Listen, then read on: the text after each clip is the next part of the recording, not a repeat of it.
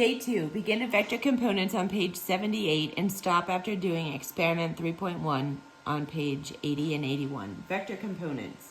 The graphical method for adding vectors is a useful technique, but it only gives us part of the information that we need to analyze physical situations. After all, the graphical method for adding and subtracting vectors allows us to visualize the vector that results from the addition or subtraction, but it does not allow us to get the numbers for the magnitude and the direction of the vector. If we need hard and fast numbers to describe the vector in question, we turn to the analytical method. In order to use the analytical method, we need to first learn about two-dimensional vectors. And in order to do this, let's go back and look at the very first vector we considered in this module. In order to use the analytical method, however, we need to learn more about two-dimensional vectors. In order to do this, let's go back and look at the very first vector we considered in this module.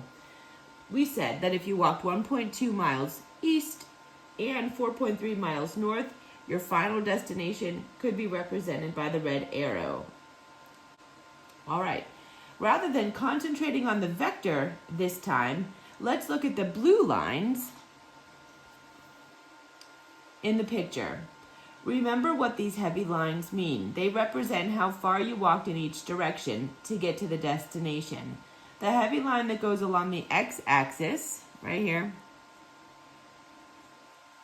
is called the x component of vector A because it tells you how far along the x-axis you traveled to get to that destination.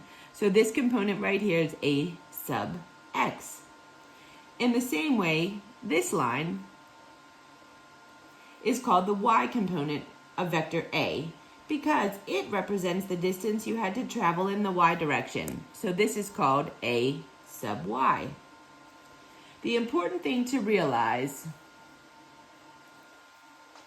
is that all two-dimensional vectors have x and y components, and it turns out that these components are critical in being able to analyze the vector. So don't forget this. This is very important. In order to be able to add and subtract vectors using the analytical method, we need to see how the components relate to the overall vector. Remember what we did with this vector earlier. In order to calculate the magnitude of the vector, we recognized that the triangle was a right triangle. So we recognized right here, this triangle was a right triangle, and I've denoted that by putting this right here that says this is a right triangle. And that the vector was the hypotenuse of that triangle. So I did the same thing here. I drew the vector here, and it was the hypotenuse of that right triangle. Then we could relate the components to the vector's magnitude using the Pythagorean theorem again. This is a general rule. So if you have the x and y components of a vector, you can calculate its magnitude with the following equation. So again, this is A sub x, and this is A sub y. So knowing that, we can figure out the magnitude of that vector. What about the direction? Remember how we did it before. We said that the angle of the vector was given by the inverse tangent of the opposite leg of the triangle divided by the adjacent leg. All right, so we have the inverse tangent of the opposite leg over the adjacent leg. Well, based on the fact that we must first define the angle of a vector relative to the position of the x-axis, the y component of the vector will always be the opposite leg of the right triangle. So all that is saying this y direction will always be called the opposite leg for this specific triangle. And the x component here will always be the adjacent leg for that specific triangle. And as a result, the following general equation will allow us to calculate the direction of a vector if we have its components. So here.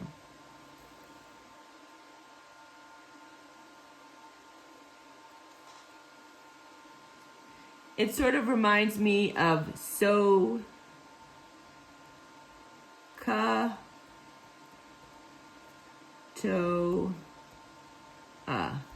we learned this 100 years ago in math class. So, sine is opposite over hypotenuse Ka is adjacent over hypotenuse, and Toa is opposite over adjacent. Notice that I have 2 asterisks right here next to this equation. We're going to explain them in a little bit. However, let's go ahead and do experiment 3.1 first.